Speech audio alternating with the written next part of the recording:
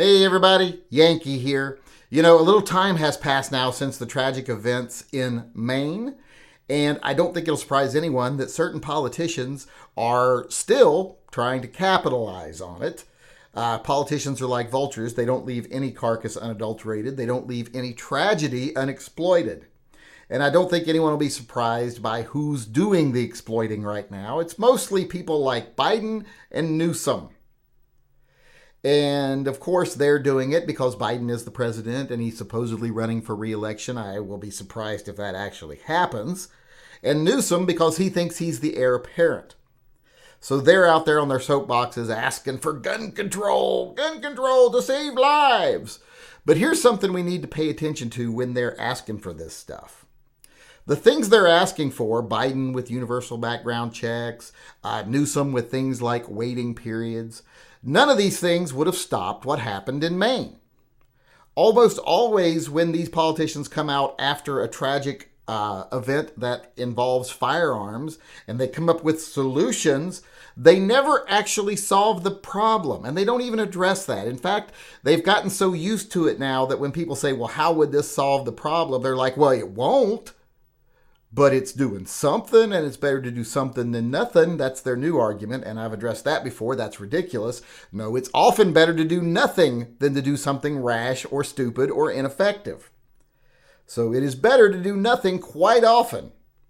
There is no such thing as it's always better to do something than nothing. That is a ridiculous, false statement. And I want you to pay attention to these things because there has to be an ulterior motive when they propose these things. These people aren't stupid. They think you're stupid. So they use these tragedies to try to push other agendas. So you have to ask, what is their agenda? I used an analogy during the live chat the other night. I said, let's say I'm in a situation where my dog keeps digging under my fence, going into my neighbor's yard and eating his chickens. And my neighbor decides he wants to demand that I build my fence taller because of this. So he goes to city council and says, I want a law that says your fence has to be taller if you have a dog. Well, my dog is digging under the fence. So this won't solve that problem. So there has to be an ulterior motive. Why does he want my fence taller? Maybe he doesn't like seeing into my backyard. Or maybe he doesn't like me being able to see into his backyard. Or maybe he thinks there's a window in my house where I can see into one of his windows and he doesn't like it. And if the fence was taller, I wouldn't be able to do that. Then it would start to make sense because building the fence taller doesn't stop the dog from digging under it and eating the chickens. So there's an ulterior motive there because if he really wanted to stop the dog from getting out of my yard, he would go below the surface. He would be thinking outside the box. He'd be thinking of solutions that actually might keep the dog in the yard.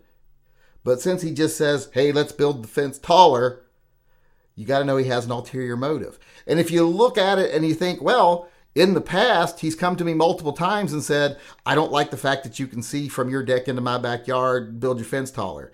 And these other things that I've been talking about, if he's addressed those in the past, wanted those things, then it's very clear that it's not about my dog digging under the fence. It's about other things.